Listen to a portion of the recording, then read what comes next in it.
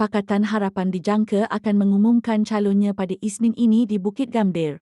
Tangkap, Pengerusi Majlis Pimpinan PKA Johor, ZAL Adolf Mustafa menyatakan demikian kepada media hari ini. Zaliha berkata pemilihan Bukit Gambir sebagai venue untuk majlis pengumuman calon tersebut adalah berdasarkan kepada peningkatan sokongan rakyat di Johor Utara kepada Pakatan Harapan khususnya di Bukit Gambir dan Tangkap. Pengumuman calon ini dijangka akan melibatkan semua parti komponen Pakatan Harapan. Pengerusi Pakatan Harapan, Datuk Seri Anwar Ibrahim yang juga Presiden KK akan hadir dan mengumumkan nama-nama calon PH pada program tersebut. Sementara itu proses pembahagian kerusi antara parti komponen Pakatan Harapan PH bagi menghadapi pilihan raya negeri PRN Johor selesai dan hanya menunggu persetujuan rasmi pengerusi PH.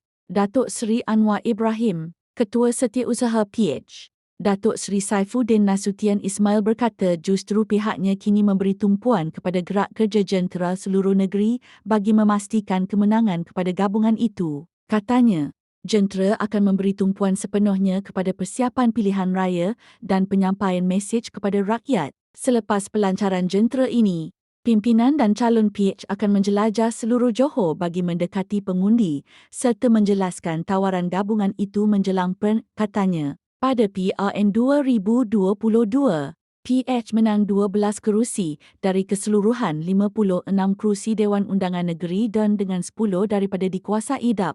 Manakala Amanah dan PER masing-masing 1 kerusi. Barisan Nasional BN pula memenangi 40 kerusi DUN. Perikatan Nasional PN 3 kerusi, sementara Ikatan Demokratik Malaysia Muda 1 kerusi. Pada 1 Jun lalu, Menteri Besar Johor, Dato' On Hafiz Ghazi membubarkan DUN bagi membolehkan PRN ke-16 diadakan. PH pernah memerintah Johor pasca pilihan raya umum 2018 di mana Osman Sapian dilantik menjadi Menteri Besar. Tetapi kerajaan itu ditumbangkan oleh pengkhianat Tebok Atap Puru dijangka bertanding 20 kerusi.